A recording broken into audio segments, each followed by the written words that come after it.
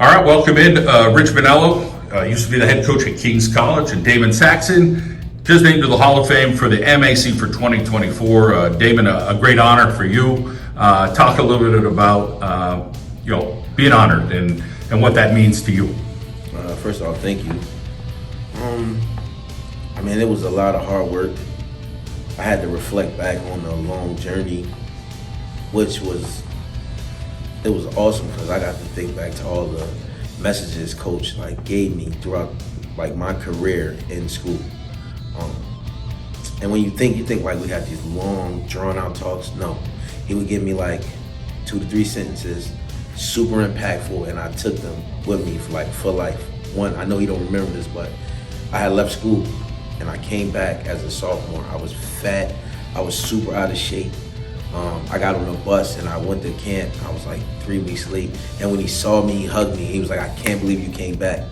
And all my teammates looked at me because they was like, "Coach don't he don't like nobody. He don't really," especially no underclassmen. As a freshman, Coach ain't say a word to me. You had to earn that. And I like that too. You had to earn his respect. So when I was a freshman, no matter how good I played, he wouldn't talk to me. I think once because I fell asleep during the meeting. That's the only time we interacted. And then that time when I came back my sophomore year, he hugged me. He said, "The prodigal son has returned." That's what he said. My friends called me the prodigal son for the rest of that year. But it was an honor because Coach had talked to me and that started me on where I had to go. And there's a lot more to that story. We're going to get into that a lot more. But Rich Mannello, your first impressions of when you met Damon Saxon, you and I have talked over the years, I spent so much time recruiting kids. And you probably forget about the ones that didn't come, but you remember the guys that did come and made a huge impact for you. You might have glossed over what he said when he had to get on a bus to come back to camp. And I'll let him elaborate on that, on his past, if he wants to get into that. But, I'm so proud of him.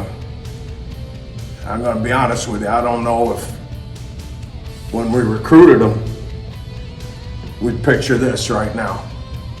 But he's a testament of if you listen and you're willing to figure it out, and no matter how long it takes, and you keep grinding, great things will happen. But he did all the work. And I'm going to be honest with you, those kind of kids, they come from a hard upbringing, that got to fight and claw. There's a lot to be said about that, and he's living proof of it.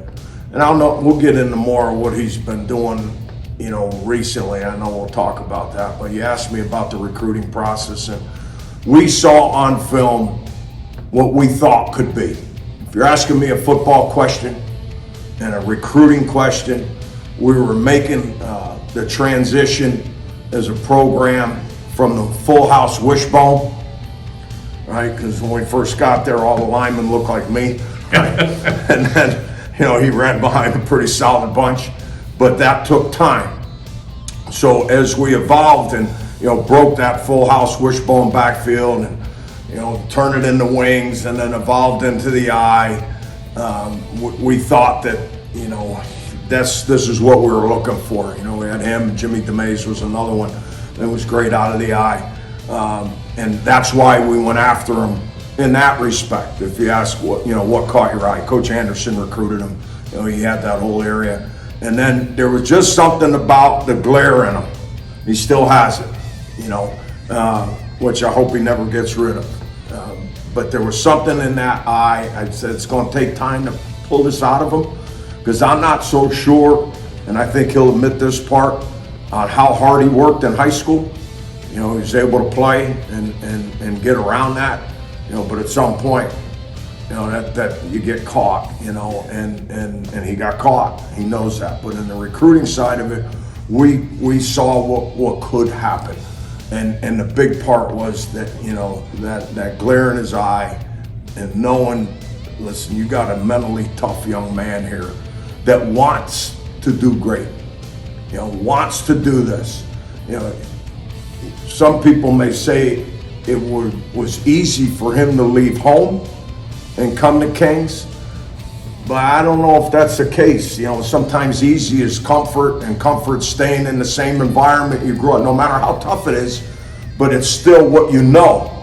And to be able to jump out of that and go somewhere new where you don't know anybody, you know, that's a big take. So he's the one that took that chance.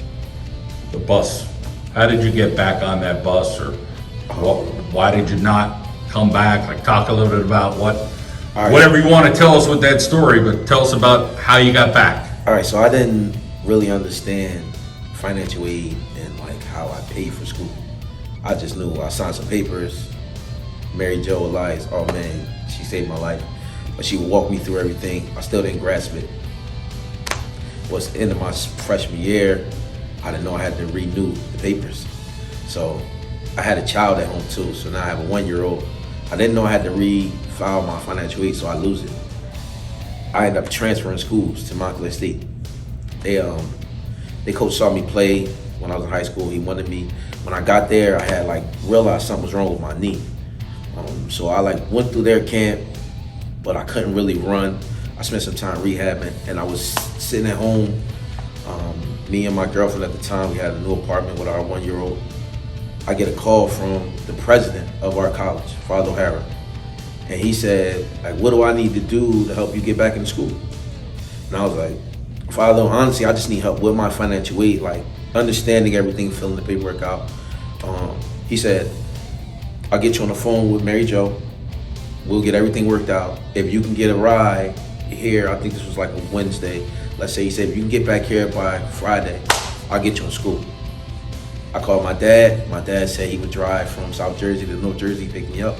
I had a garbage bag too, really. And when I tell these stories, it seems so fake, but I really did have, I had 2 garbage bags. My roommates that I was supposed to have, they had gave my room away, or gave my partner room. It was 4 of us staying in 2 rooms. So I had no room. I called them and I was just like, hey fellas, I'm back. Probably like a month late. Would you guys mind me staying? Because they had to agree in order for me to get like half housing. And to my friends, they all agreed and I stayed there. But that's how I got back. Phone call with Father O'Hara. I drove up, I got everything straight with Mary Jo, and then I got on the bus to go see Coach. I made it there by like in tackle practice.